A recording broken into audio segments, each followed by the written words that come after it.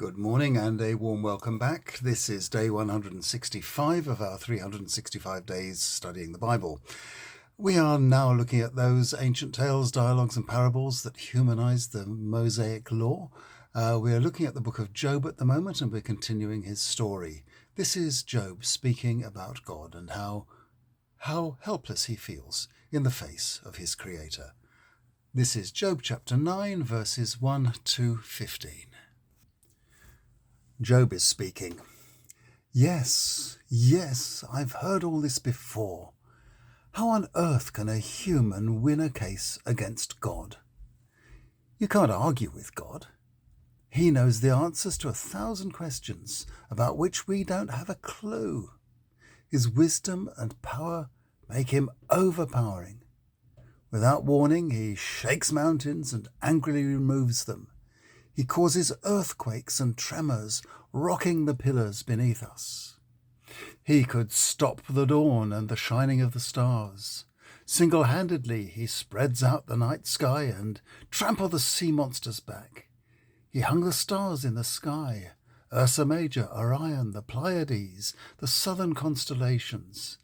We have no hope of understanding the powerful things God does. There's no end to his miracles. He could pass right by me, and I wouldn't notice. He could take anything he wanted, and who could stop him? No one would dare ask him what he's up to. He's constantly angry, crushing his opponents, such as those who helped the sea monster Rahab, Chaos. So it is clear that I'm not capable of finding words to answer God. I'm still innocent, but all I can do is ask him, my judge, for mercy. In the spoken words of Job, the writer now enlarges the vision of God, and in so doing puts human beings firmly in their place. If God is not just the Jewish tribal God who leads them in battle and rescues them from time to time, then what can be said about him? The gods of the pagans were based on powerful human models and human needs and urges. How different will the real God be? Huge images are summoned up. God wrestles order out of chaos. God knows the answers to questions we couldn't begin to understand. God has ownership of everything and wields awesome superhuman forces. God can be stealthy, his presence among us subtle, but his awesome power creates the universe and spreads out the heavens to make us stand in wonder. What effect does this new, larger vision of God have on poor Job? He is still asserting that he is totally innocent and that his present sufferings are completely undeserved. Like cunning old Fury in Lewis Carroll, God is both judge and jury. There is no arguing with God.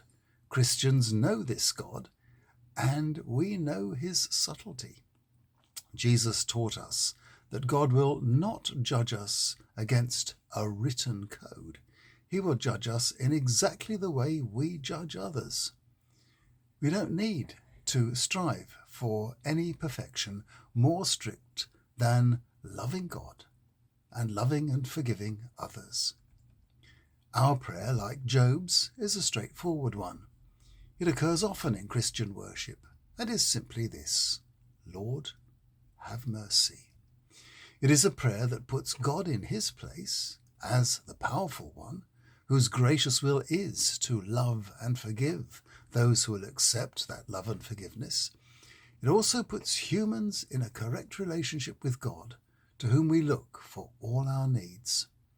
If we love others and forgive them their faults, if we are generous and helpful to those in need, God can indeed be expected to have mercy on us and bless us, and Judgment Day will hold no fears for us.